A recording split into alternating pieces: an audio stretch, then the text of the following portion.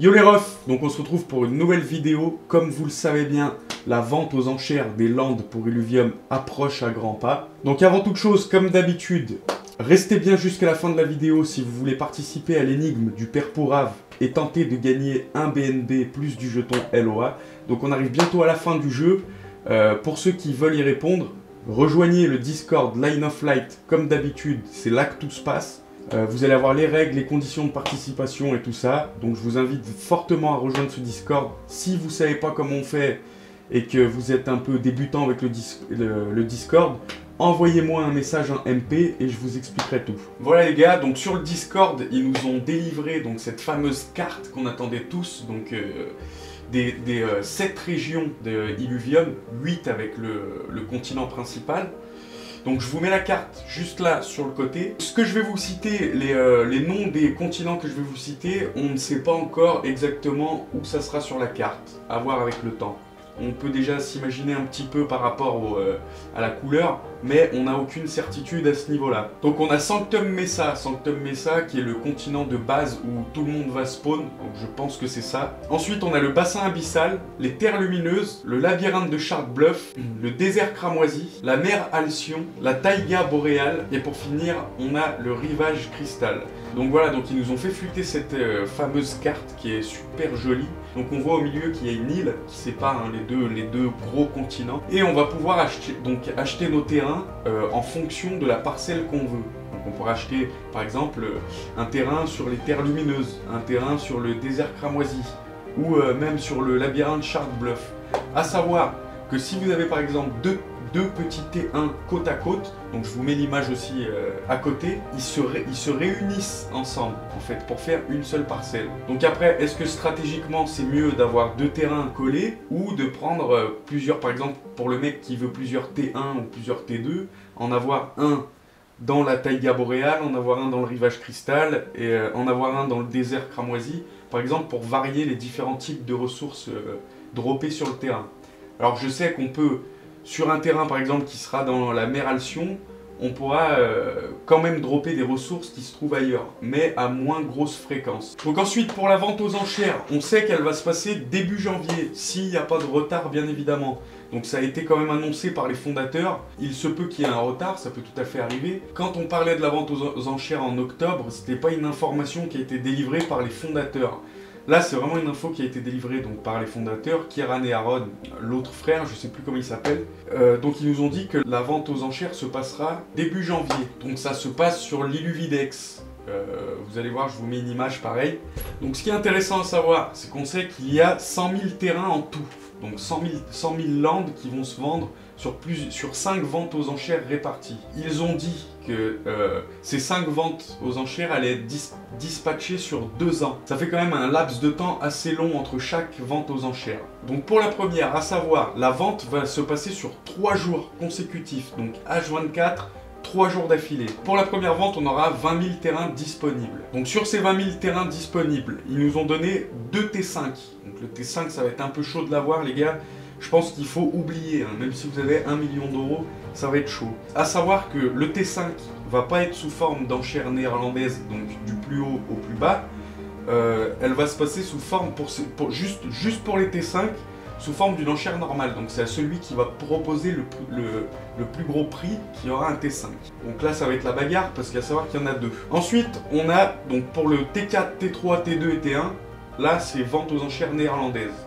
Du plus haut au plus bas, jusqu'à que quelqu'un lève la main et dise moi je le veux. Donc les T4, on a 869 T4 disponibles. Les T3, on en a 2088. Les T2, on a 5012 T2. Et pour les T1, on a 12 029 T1. Donc les amis, à savoir que toutes les heures, un lot de 278 parcelles sera délivré. Donc c'est-à-dire, je m'explique, ils vont mettre en place, donc quand la vente aux enchères va démarrer, un lot. Dans ce lot, il y aura 278 landes, donc ça veut dire entre T1 et T4. Et chaque vente de ces lots va durer 2 heures. Mais par contre, l'équipe de Illuvium vont délivrer un lot, donc de 278 parcelles, toutes les heures. Ça veut dire qu'à chaque fois, il y a 2 lots qui vont se superposer. C'est-à-dire que le premier lot va se superposer d'une heure avec le deuxième et ainsi de suite. Et c'est comme ça que se passera en fait la vente aux enchères.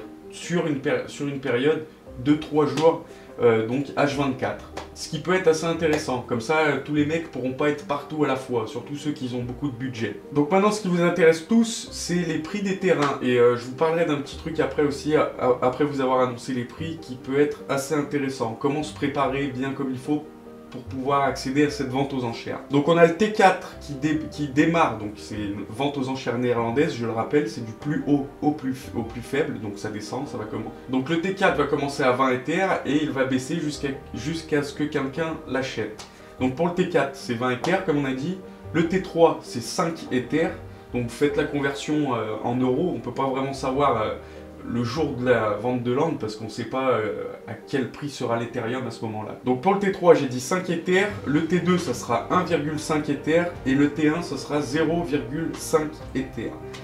Donc j'ai vu dans le Discord il y a eu beaucoup de questions donc, à ce sujet-là parce que les prix sont assez bas. Et ce qui peut se passer c'est que si chaque terrain est acheté à son prix fort et que tout le monde, par exemple le T4, personne n'attend qu'il baisse et tout le monde le veut à 20 Ethers, on peut se retrouver dans une guerre des gaz. Si vous voulez vraiment approfondir le sujet là-dessus, je vous laisse aller voir la vidéo de Iluanor France. Je vous mets le lien en description de sa chaîne où lui il est vraiment rentré dans les détails, il va vraiment mieux vous l'expliquer que moi comment ça peut se passer une guerre des gaz. C'est-à-dire que si tous les terrains partent au prix fort, c'est celui-là qui payera le plus de gaz qui l'emportera.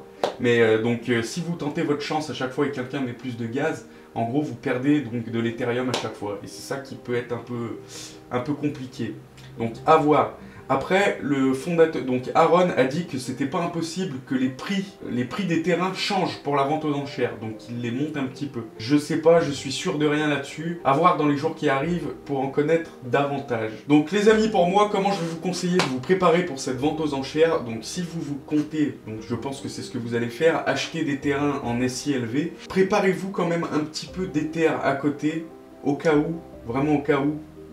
J'espère que ça va pas arriver, mais qu'on ait une guerre des gaz. Donc comme je vous expliquais, si tous les terrains se font acheter au prix fort, donc au prix maximal, et que vous vous retrouvez en fait avec un portefeuille juste avec du SILV et vous n'avez pas d'Ether sur votre MetaMask, ça peut être compliqué pour avoir un land. Donc moi ce que je vous préconise, c'est en plus de vos SILV que vous avez, si vous achetez les terrains en SILV bien sûr, prenez un petit peu d'Ether à côté, au cas où les terrains se vendent au prix fort, tous. Donc si 100% des terrains se vendent au prix fort, on peut arriver à une guerre des gaz, comme ils appellent ça sur le Discord. Enfin bon, si vous voulez en savoir plus là-dessus, il y a la vidéo d'Iluanor qui en a très bien parlé, je l'ai regardé d'ailleurs, bravo à toi, t'es bien rentré dans les détails et c'est cool d'avoir des vidéos comme ça, surtout francophones, parce que je crois qu'on n'est que deux à en parler. Et donc voilà, donc sur ce, on arrive déjà à la fin de cette vidéo, je vous laisse avec l'énigme du Père Pourave